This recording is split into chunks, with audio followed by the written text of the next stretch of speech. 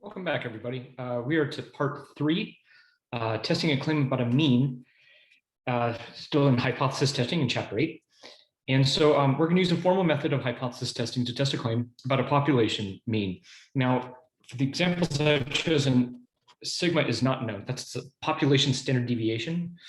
When it's not known, this means we're using t-tests. The requirements are here. It's got to be normally distributed or n is bigger than 30. Number 9, or example 9. Listed below are the measured radiation emissions in watts per kilogram, corresponding to a sample of different cell phones. Assume that the sample is a simple random sample and that the population is normally distributed. So that's good because it's less than 30. So if they didn't say that, we wouldn't be able to do what we're about to do. Use 0.05 significance level to test the claim that cell phones have a mean radiation level that is less than 1 watt per kilogram. Okay, so our null hypothesis is going to be that the mean is 1 watt per kilogram. The alternative hypothesis is that it's less than. Now here we have some raw data, and I've already put this into my calculator. If you need to pause the video to do the same, please do so. But I put mine into list 1 here. And for this, let's set up our critical region.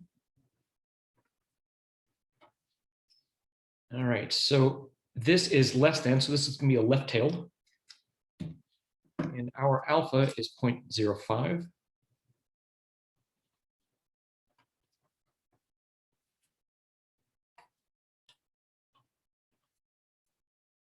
And let's find our critical. Now, I want to be clear, because we are doing a t-test, we have 1, 2, 3, 4, 5, 6, 7, 8, 9, 10, 11, 12.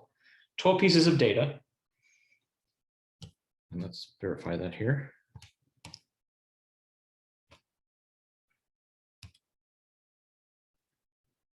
$11 pieces of data, pardon me. Let's count those again. 1, 2, 3, 5, 6, 7, 8, 9, 10, 11. It is 11. So let's note that. So n is 11, therefore the degrees of freedom are 10. And I'm going to use inverse t. So distribution, inverse t. Now again, some of your calculators are not going to have inverse t. I'll show you how to do this on a table. All right, this is area to the left, so 0.05. Degrees of freedom is 10. And our critical value is negative 1.812. Negative 1.812. And just real quick, those of you that don't have the inverse t, I just wanted to show you how I'm getting that. So in one tail, it's 0.05, so we're here. Degrees of freedom are 10. So you can see, oh, I'm sorry, we're over here. 1.812, there it is. All right, let's do our test statistic. We are going to be running literally a t-test. And again, all these tests, stat tests, t-test. Now, if sigma was known, then we would do a z-test, but it's not. So we're going to run a t-test. So we have raw data for this one. So I'm going to select raw data. And our null hypothesis is equals 1.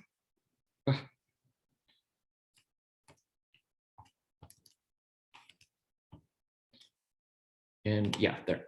So now 1.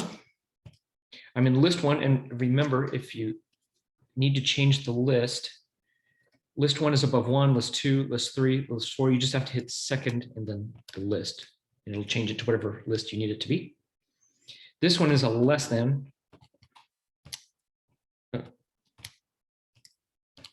And then calculate. It does everything for us. Gotta love it. So obviously I'm more interested in your interpretation of the data, not the math side of it for this one. Negative 0.48. More importantly, the p-value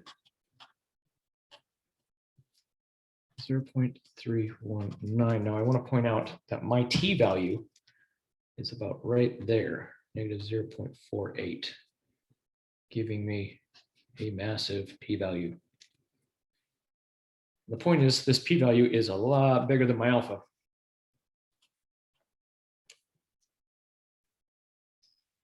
All right, so what is our conclusion? We're going to fail to reject null hypothesis. So there is not sufficient evidence to support the claim that the mean radiation is less than 1 watt per kilogram. And yes, write out the whole sentence.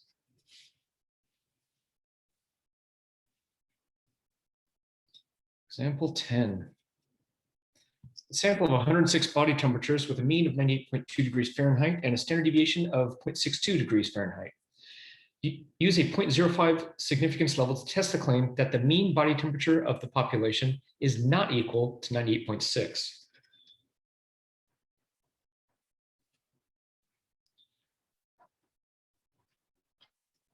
I was taught it was 98.6 my whole life, but it's possibly not. So.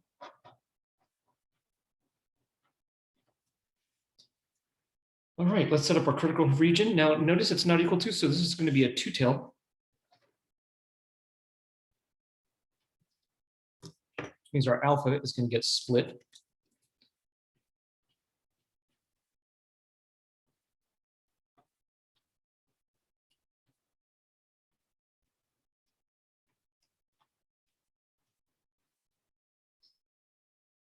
And let's get our critical values.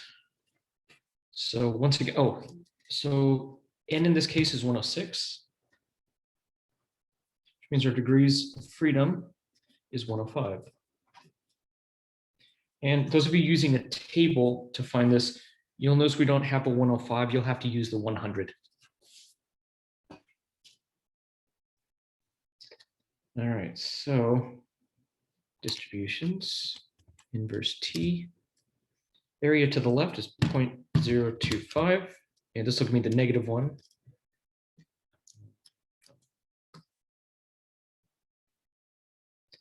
And our critical values are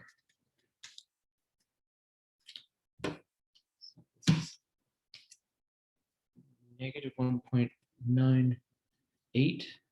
This is positive 1.98. And let's run our test statistic.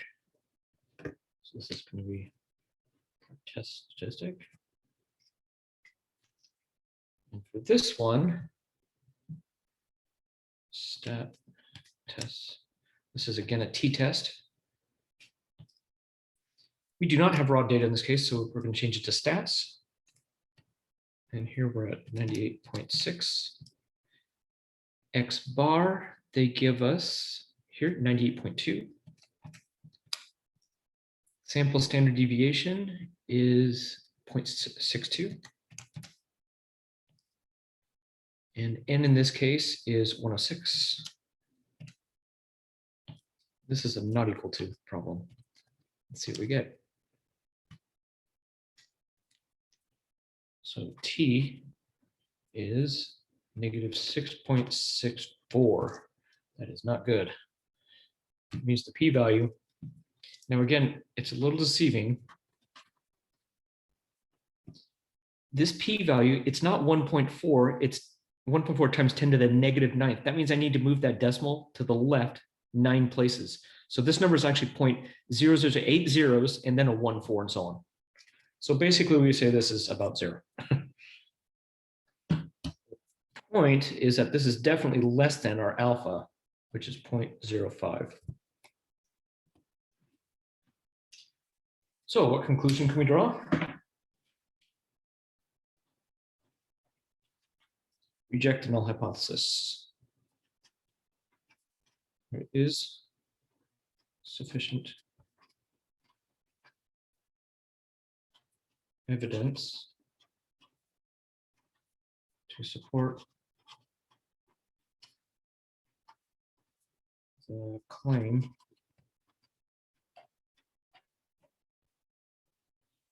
that the mean by 10 is not 0.6 degrees Fahrenheit. All right.